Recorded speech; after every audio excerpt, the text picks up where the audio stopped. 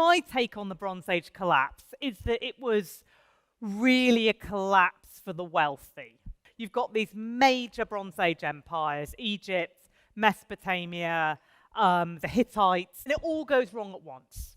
They all either completely collapse, all these major empires, or they become much, much smaller and much more isolated. And there's all sorts of theories about exactly why this happens. One possibility, one very plausible possibility, is that climate change has a lot to do with it.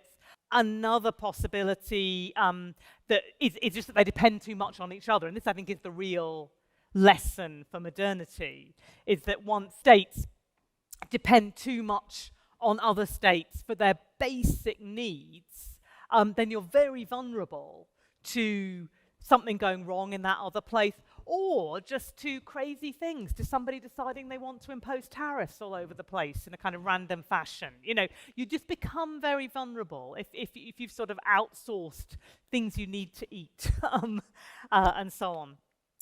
So that's what happens, and then there are several centuries really where lifestyles are much simpler. There is less, never none, but less kind of international contact and trade. There's much less writing in that period, and when it comes back, it often comes back in different forms. Lots of evidence for continued storytelling. These stories survive, so people are talking to each other, they're carrying on, remembering together, but they're no longer supplying enormous tribute and agricultural labor and military labor to these great kings.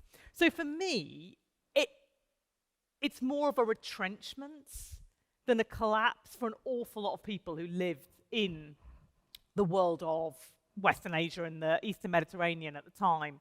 But I think if you were 90% of the people alive in that period probably would have had a better life without those kings than with them. But I think we all, what we see is the picture from the palaces and the account books and that kind of thing, and that's really what disappears. So I'm not sure. So that's to say that I'm not sure how much there really is to learn from it from the society today, because my concern is that when the states of today collapse, they're just going to take us all with them. Yeah. We're not going to get to go to our farms.